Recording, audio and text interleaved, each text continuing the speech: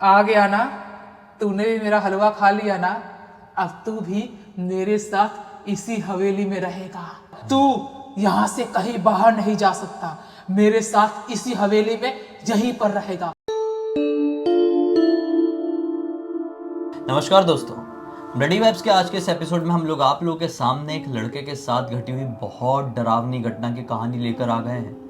ये लड़का अच्छी खासी अपनी ज़िंदगी जी रहा था, लेकिन एक दिन प्लान करता है कि राजस्थान के एक गाँव में अपने दादा दादी के घर घूमने जाऊँगा। फिर उसके साथ कुछ ऐसा घट जाता है कि जिसकी कहानी आज आप ध्यान से सुन लेंगे तो लिटरली बता रहा हूँ, अकेले सोने से आपको डर लगने लगेगा। आइए जिया की जुबानी ये कहानी फुल डिटेल में जानते हैं। तो ये जो घटना घटी थी ना, पंकज नाम के लड़के के साथ घटी थी, जो कि जयपुर में अपनी ज़िंदगी अच्छी खासी बिता रहा था। जयपुर में अपने मम्मी पापा और अपनी एक छोटी बहन के साथ अपनी ज़िंदगी बिता रहा था। वो पूरी ज़िंदगी जब से वो पैदा हुआ तब से लेके जब तक वो क्लास 10 तक में नहीं पहुंचता है, तब तक वो पूरे टाइम जयपुर में ही रहा था। आसपास किसी के यहाँ शादी ब्याह में या पार्टी में जाना है, बर्थडे पार्टी में, तो जयपुर में ही जाता था। कोई भी छोटे से गांव में उसके घर वाले उसको घुमाने के लिए लेके नहीं गए थे। तो ये हमेशा बहुत टेंशन में रहता था, बहुत सोचता कि काश मैं भी कोई गांव घूम पाता, जैसे कि फिल्मों में, सीरियल में या कहीं पर भी गांव का नज़ारा देखता था तो इसको ऐसा लगता था मुझे भी गांव जाना है, मुझे भी घूमना है। लेकिन इसके घर वाले इसको कभी भी गांव लेके नहीं जाते थे। बोलते थे कि अभी पढ़ाई लिखाई पे ध्यान दो, जब बड़े हो जाओगे उसके बाद घूमने फिरने का काम करना। इसके पापा थोड़े से वैसे थे कि मतलब पढ़ाई लिखाई ज़्यादा ध्यान दिलवाना है, घुमाने फिराने में कहीं पर नहीं भेजना है।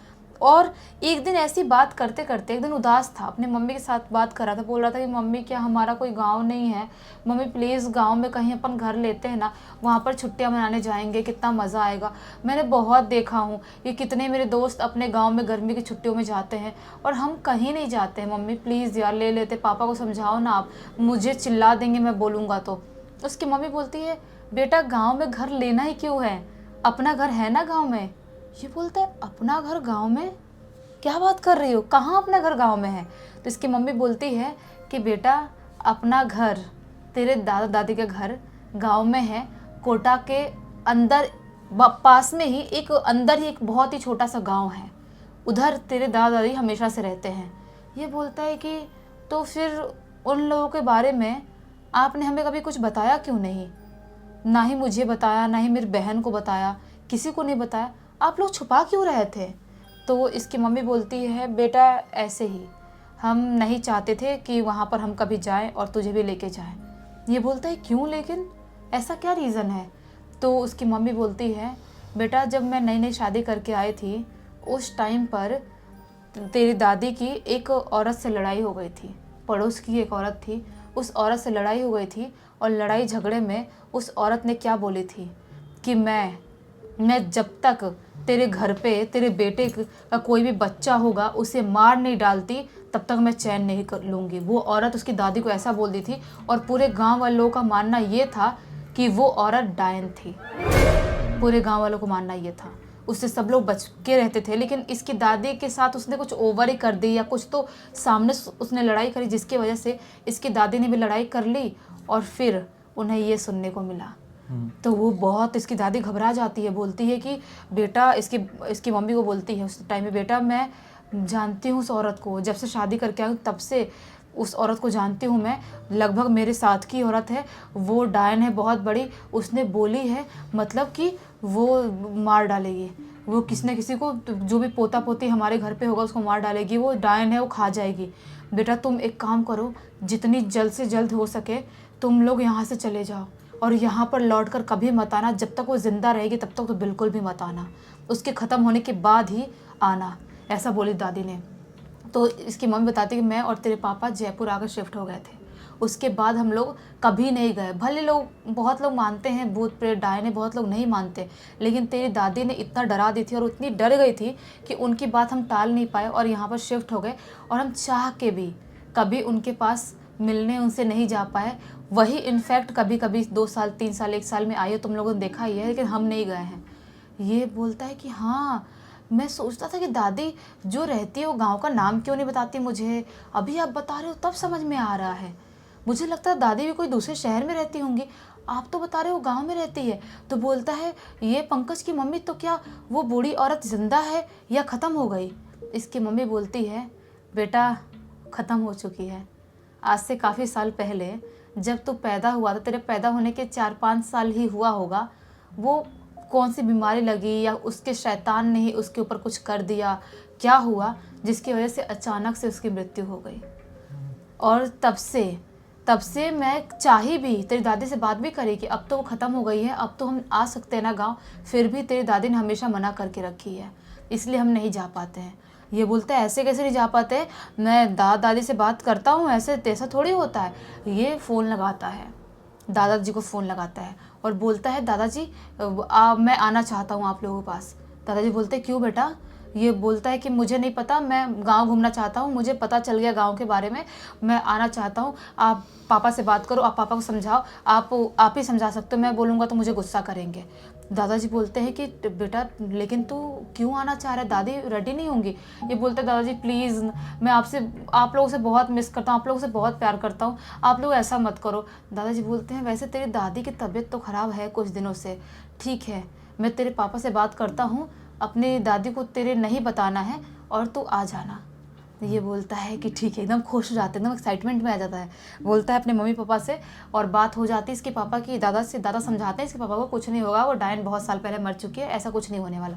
इसके पापा भी रेडी हो जाते हैं, लेकिन इसके पापा क्या बोलते हैं कि मैं सिर्फ पंकज को लेके ही जाऊंगा, उसको छोड़ के आ जाऊंगा, जो बेटी है हमारी उसको लेके, और तुमको नहीं जाना है, कुछ लोग यहाँ पर रहो, मैं अकेले जॉब पे जाऊंगा तो फिर आके मैं अकेले कैसे मैनेज करूंगा। तो इसकी मम्मी बोलती है ठीक है। इसके पापा पंकज को ले जाके उस छोटे से गाँव में छोड़ के आते हैं, वहाँ लेके जाते हैं, छोड़ के आते हैं। पंकज अपना गांव देख के बहुत ज़्यादा खुश हो जाता है, सोचता है कि वाह यार कितना सुंदर गांव है मेरा, कितने ऊँट दिखाई दे रहे हैं, लोग का ओढ़ावा पहनावा भी कितना सुंदर, कितना अलग है। मतलब हम लोग एकदम शहर में रहते हैं तो हम लोग बहुत अलग रहते हैं, मुझे मज़ा नहीं आता था, मैं सिर्फ फिल्मों में देखा था और मैं रियल लाइफ में देख रहा हूँ, इतना सुंदर गाँव है हमारा। ये बिल्कुल खुश होता है। इसके पापा बोलते हैं कि देखो तुम्हें छोड़ के तो यहाँ पे जा रहा हूँ। एक दिन उसके पापा वहाँ पे रहे थे उस गांव में, बोले तो मैं छोड़ कर जा रहा हूँ, बिना दादा दादी से पूछे इधर उधर कहीं जाना मत, चुपचाप घर पे ही रहना, खाना खाना और यहीं पर आसपास मोहल्ले में घूमना, ज़्यादा दूर मत जाना, रात के टाइम में कहीं बाहर मत निकलना। तो ये बोलता है हाँ ठीक है पापा, मैं कहीं नहीं जाऊँगा, दादाजी से पूछ के जाऊँगा, आप जाओ। पापा इसके चले जाते हैं। अब ये आराम से उस गांव में रहने लगता है, दादी के साथ टाइम स्पेंड कर रहा है, दादी की तबीयत भी ठीक हो गई अपने पोते को देख के। दादी थोड़ा बहुत गुस्सा तो करी थी शुरू में, क्यों आया तुम, वो डायन का श्राप। बोलता है दादी कुछ नहीं होता, मर चुकी है ना, वो मरने के बाद कोई वापस आता है क्या? दादी बोलती है हाँ ठीक है। तो दोनों साथ टाइम स्पेंड कर रहा है, गांव मोहल्ले के लड़कों से दोस्ती भी हो गई, उनके साथ थोड़ा टाइम स्पेंड कर, उनके साथ घूम फिर रहा है। एक दिन अचानक से बैठ रहा था, शाम के टाइम बैठा हुआ था ऐसे ही, अपने दादी के पास जाता है और उनसे बोलता है कि दादी मुझे ना मूंग दाल का हलवा खाने का बहुत मन कर रहा है, मेरा फेवरेट है, अब बना दोगे क्या? दादी बोलती है कि बेटा बना तो देती लेकिन मूंग दाल है नहीं। तो ये बोलता है कि दादी मेरा बहुत मन कर रहा है, आप दुकान बताओ, मैं दुकान से जाके लेके आता हूँ, प्लीज़ आज ही खाना है मुझे, आज ही खाना है, आज ही बना दो। कुछ बच्चे होते हैं ना ज़िद्दल, उनको लगता है कि जो अभी खाना है वो अभी खाना है, उसके उनके दिमाग में चलता है। तो पंकज बार बार ज़िद करने लगता है। दादी बोलती है कि नहीं बेटा, अभी दुकान, शाम का टाइम हो गया, इस टाइम पे तुम दुकान, तुमको नहीं जाने दूंगी मैं। तो बोलते दादी कोई दुकान तो जहाँ से खरीद के खा लूँ, आप नहीं बना सकते तो कोई हलवाई का दुकान बता दो।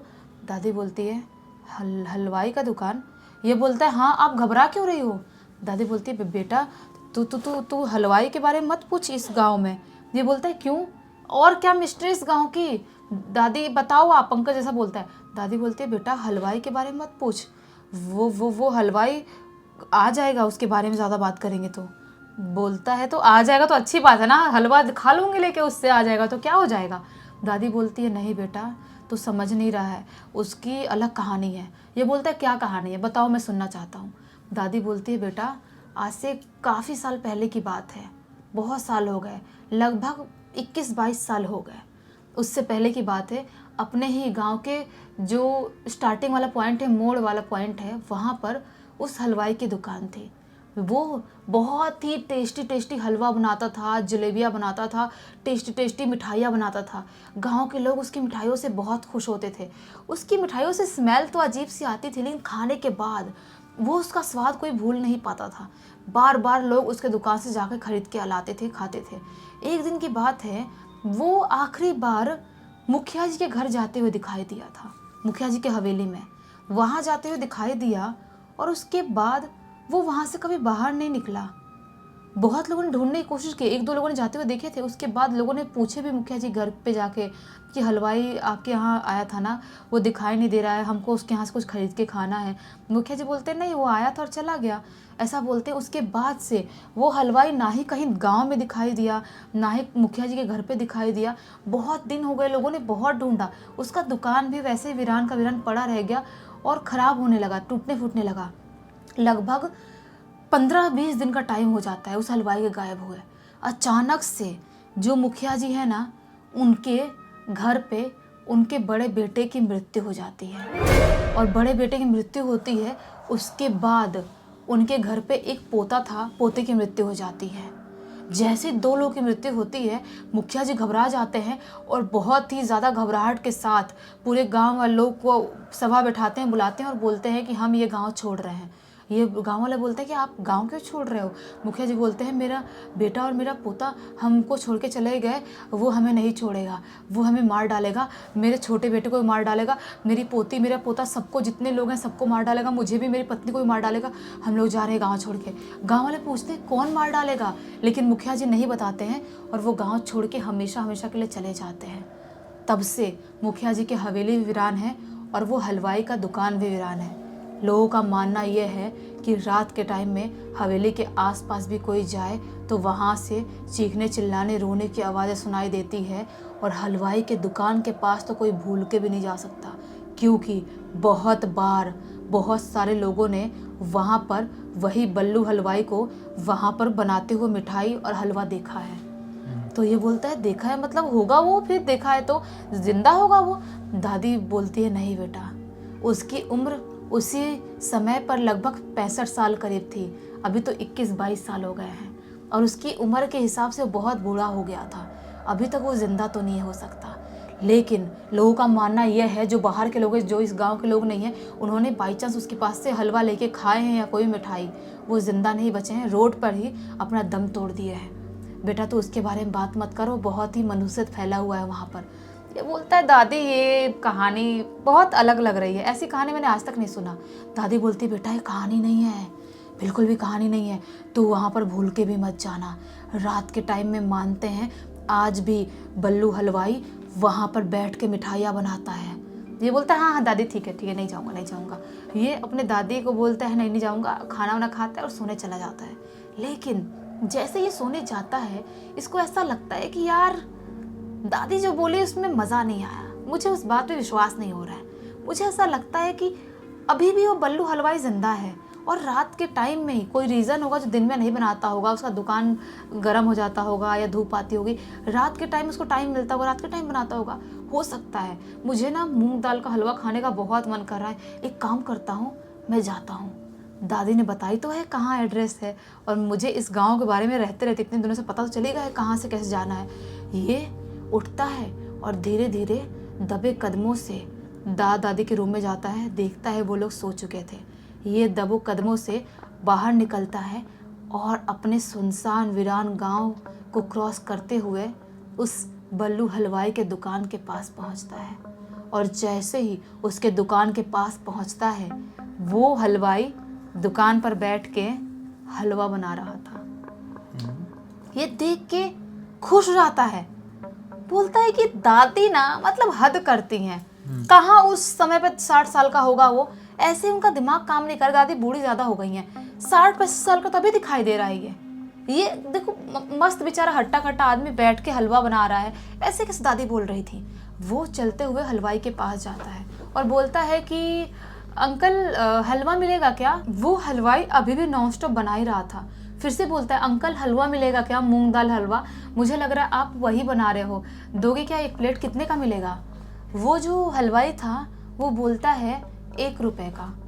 ये बोलता है कितना 1 रुपए का। वो हलवाई बोलता है ये प्लेट में।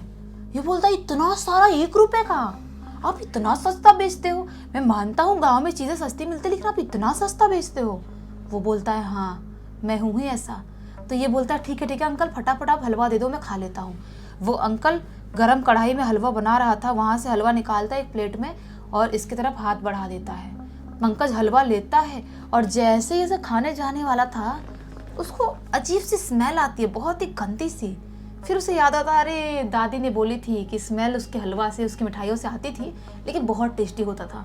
वो स्मेल को इग्नोर करके वो चम्मच से उठाता है और हलवा मुंह में डालता है। जैसे ही हलवा वो मुंह में डालता है, मुंह में डालते से उसे महसूस होता है कि उसके मुंह में पूरा पानी पानी भर गया, जैसा कुछ तो कीड़े बहुत सारे अलग से रेंग रहे उसके मुंह में। और जैसे नीचे थूकता है उसके मुंह से इतना बड़ा मांस का टुकड़ा निकलता है और उस मांस के टुकड़े के अंदर बहुत सारे कीड़े ऐसे ऐसे ऐसे रेंग रहे थे। ये देख के जोर से चीखता है और चीख के हलवाई की तरफ देखता है और जैसे ही हलवाई की तरफ देखता है, अभी उस हलवाई की शक्ल कहीं से भी नॉर्मल नहीं दिखाई दे रही थी, जो अभी से कुछ मिनट पहले दिखाई दे रही थी। उस हलवाई की शक्ल बहुत ही ज़्यादा खौफनाक दिखाई दे रही थी। उसके फेस पे अजीब से झुर्रियाँ छाई हुई है, उसके पूरे शरीर पे जिसने किसी ने चाकू मार के चिथाड़ दिया हो, उसका पूरा शरीर वैसा दिखाई दे रहा है। हर अंग अंग से खून निकल रहा है उसके शरीर से। और इस खौफनाक हालत में हलवाई को देख के जोर से चीखता है। जैसे जोर से चीखता है, हलवाई हवा के रफ्तार से उसके मुंह के यहाँ पर आता है और जैसे उसको यहाँ पर देखता है, वो देख के बेहोश हो गया है। अब उसकी आँख खुलती है पता नहीं कितने घंटों बाद, 2-3 घंटे, 1 घंटे, कितना टाइम होता है, आँख खुलती है और वो अपने आप को एक पुरानी सी हवेली में पाता है। पुरानी सी हवेली में उठता है, देखता है ये मैं यहाँ पर कहाँ से आ गया। चारों तरफ देखता है, उस हवेली में उसे बहुत सारे लोग दिखाई देते हैं, पूरी फैमिली फ़ोटो दिखाई देती है। वो देख के सोचता है ये कहीं मुखिया जी की हवेली तो नहीं है, क्योंकि ये लोग महंगे कपड़े पहने हुए अलग लोग दिखाई दे रहे हैं। वो सारी चीज़ें नोटिस कर ही रहा होता है, तभी अचानक से उसके सामने आता हुआ वही भूतिया हलवाई दिखाई देता है और क्या बोलता है, आ गया ना, तूने भी मेरा हलवा खा लिया ना, अब तू भी मेरे साथ इसी हवेली में रहेगा। तू यहाँ से कहीं बाहर नहीं जा सकता, मेरे साथ इसी हवेली में यहीं पर रहेगा। ये नहीं बोलता है, जोर से चीखता है और मन में जोर से नाम लेता है भगवान का और बोलता है भगवान अगर मैंने कुछ भी अच्छे कर्म किए हो तो मुझे बचा लो, मुझे सिर्फ आज बचा लो। जोर से चीखता है और भगवान के ऊपर छोड़ के बेहोश। अब इसकी आँख खुलती है सीधे 3 दिन बाद। 3 दिन बाद इसकी आँख खुलती है अपने घर पर। उठता है, रोने लगता है, बोलता है दादा दादी मैं आ गया, मैं जिंदा बच गया। दादा दादी बोलते हैं तू गया क्यों था उस हवेली के अंदर, मुखिया जी की वो हवेली भूतिया क्यों गया था वहाँ पर। फिर जाके दादा दादी को और गाँव वाले लोगों को सारी बात ये बता देता है कि मेरे साथ ऐसा ऐसा हुआ। तब से लेके अभी तक गाँव वाले लोगों ने उस हलवाई के और उस हवेली की तरफ कभी जाने की कोशिश नहीं करे। और ये जो था पंकज, इसको दादा दादी ने जल्द से जल्द वहाँ पर जयपुर वापस भेज दिया है। मतलब इतना कुछ खतरनाक हो गया एक हरकत की वजह से कि वो हवेली में जाना था। खैर, इस पूरी घटना की जानकारी किसके थ्रू मिली है? इस पूरी की पूरी घटना की जानकारी जो ये अपना पंकज है इसने ही लिख के भेजा है। चलो अच्छा है, आज सभी को बहुत अच्छी सीख, एक बहुत अच्छा मनोरंजन भी मिल गया। तो इसी एक नोट के साथ इस कहानी का अंत करते हैं। अब तक इस वीडियो को देखे है तो लाइक जरूर कर देना, चैनल को सब्सक्राइब करके बेल आइकन के ऑल के ऑप्शन में क्लिक करना है, क्योंकि इसी तरह के हैरान कर देने वाले खौफनाक वीडियोस डेली आप लोगों के सामने लेके आता रहता हूँ। इंस्टाग्राम की लिंक इस वीडियो के डिस्क्रिप्शन बॉक्स में जाए, क्लिक करके डायरेक्टली वहाँ पर पहुँच जाना। और इसी तरह की कोई भी कहानी, टॉपिक या जानकारी आप लोगों के पास भी है तो लिख भेजना। हो सकता है हमारा अगला वीडियो कल आपके हिसाब से बन रहा हो। तो चलिए कल फिर से मिलते हैं, तब तक के लिए बहुत बहुत धन्यवाद। आपका दिन शुभ हो।